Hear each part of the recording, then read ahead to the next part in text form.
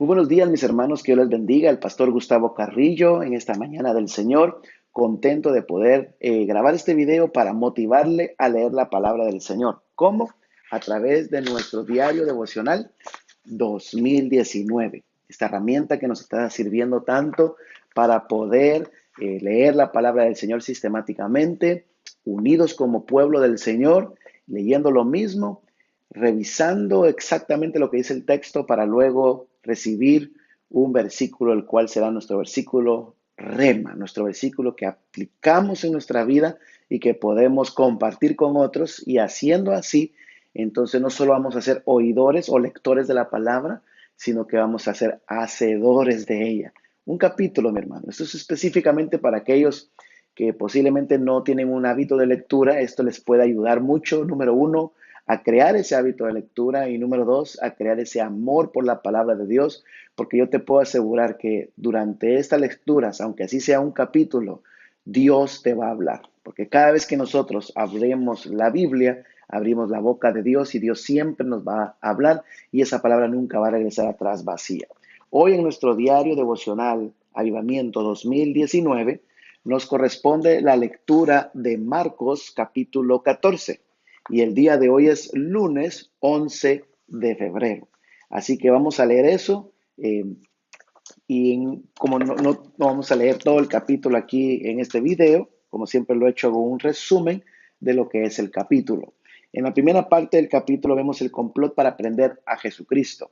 Vemos cómo todos los sacerdotes o los escribas estaban haciendo lo que podían para poder ir y prender a Jesucristo para matarle.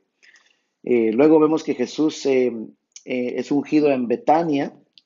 Esa es la historia de aquella mujer que llega con un alabastro, con un aceite muy preciado de nardo, y lo deposita, lo derrama sobre los cabellos del Señor Jesucristo, lo unge delante de todos los que estaban ahí. Estaban en la casa de Simón, el que tenía lepra, y Dios lo sanó. Jesús lo sanó, y están en la mesa listos para comer cuando ella viene y derrama su aceite sobre su cabeza. Y la gente que está alrededor se escandaliza porque dice, podrían haber vendido ese aceite y con el dinero usarlo para los pobres. Pero él mismo dijo que ella había hecho lo que estaba haciendo, algo profético, ya que estaba ungiéndolo antes de su muerte, y que lo que ella había hecho iba a ser para toda la eternidad recordado para su memoria. Luego vemos a Judas entrando al Sanedrín, ¿verdad? A los sacerdotes para hacer un complot de cómo entregar a Jesús, y ahí le prometen a él que le van a dar dinero. Luego viene la institución de la Santa Cena, la Cena del Señor, y ahí vemos cómo él da direcciones a sus discípulos para que vayan a buscar el lugar, el famoso aposento alto, para poder tener ahí la cena. Luego tiene la cena, ahí anuncia que va a ser entregado por uno de los que está ahí. Empiezan a preguntarse entre ellos quién será. Él dice, el que moja su pan en mi plato, ese va a ser. Y luego dice que le hubiera sido mejor no haber nacido a esa persona por lo que iba a hacer. Luego vemos a Jesús anuncia la negación de Pedro, y en esta parte pues vemos cómo él le dice a Pedro que antes de que cante el gallo dos veces, Pedro le iba a negar tres veces, ¿verdad? Y entonces, y así es como sucede, ¿verdad? Cuando atrapan a Jesús, eso es lo que sucede. Luego viene Jesús, está en el Getsemaní, ¿verdad? Se pone a orar con ellos, eh, y les dice a los discípulos que es necesario que después de la Santa Cena, ¿verdad? Después de la Santa Cena, él no toma la última copa, sino que se va al Getsemaní y quiere orar al Señor, y le ora al Señor. Pero los discípulos se quedan dormidos, y él les dice que por qué se quedan dormidos, que le ayuden a orar. Lo hace tres veces y luego dice, bueno, ya llegó el momento. Y luego viene entonces el arresto de Jesús, cuando Judas les dice a los que le van a entregar que con el beso que él le dé a esas personas que hay que apresar. Y así es como sucede. Y luego, interesantemente, hablaba con mi esposa mientras que leía eso, que está aquel versículo de un joven que estaba ahí, y Marcos lo mira y dice que le seguía así escondidas con una sábana encima, y cuando lo prendieron, dice que dejando su sábana, pues salió corriendo, estaba desnudo, Pues eso es todo lo que dice este versículo, ¿verdad? Interesante.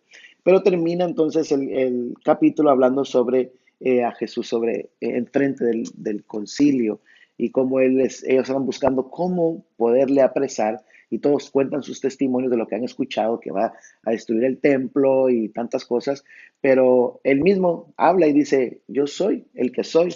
Y entonces dicen, blasfemia, ahí tenemos la prueba, vamos a acusarlo, vamos a matarlo. Y por último, entonces Pedro nega a Jesús cuando Pedro anda por ahí escondido, lo encuentran, lo identifican y él 3 veces niega a Jesús. Tremendo capítulo, de verdad que cada vez que leemos la palabra del Señor y aunque sea un capítulo, uno se emociona de escuchar la historia, de ver esos detalles que a lo mejor no habías encontrado en el otro evangelio y esas cosas te van motivando a poder querer leer más la palabra del Señor. Mi versículo se encuentra en el versículo 16. Aquí en el versículo 16 encontramos, eh, perdón, en el versículo 36. Y el versículo 36, el Señor Jesucristo está en el Getsemaní y está orando al Señor. Y dice el Señor, Abba Padre, todas las cosas son posibles para ti. Aparta de mí esta copa, mas no se haga lo que yo quiero, sino lo que tú deseas hacer.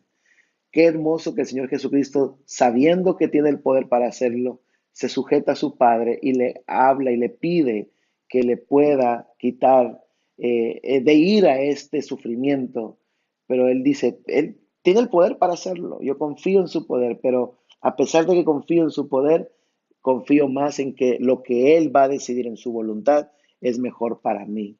Por tanto, hoy la palabra del Señor me habla a mí para eso, para creer de que sí, todo es posible para Él, pero hacer su voluntad, esperar en Él y hacer conforme lo que está aquí escrito es más importante de lo que yo quiero, de lo que yo anhelo.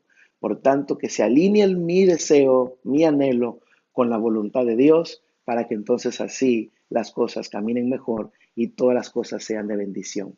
Mis hermanos, les bendigo. Termino este video para motivarle a leer la palabra. Se dio cuenta que lo que hablamos, aunque sea resumido, es un capítulo muy emocionante. Dios te va a hablar no solamente como me habló a mí en este versículo, hay otras cosas que Dios te va a hablar. Así que te motivo a que no dejes el día de hoy sin leer la palabra del Señor. Saludo a todos los de Lluvias de Gracia Conérico que están conmigo leyendo este diario. Le motivo a que lo siga haciendo. Dios va a hacer grandes cosas con nosotros si nos unimos a hacer este movimiento de avivamiento. Y a todos los que están alrededor del mundo también reciban un saludo y también motivación para que sigan leyendo la palabra del Señor. Que Dios les bendiga y será entonces hasta la próxima.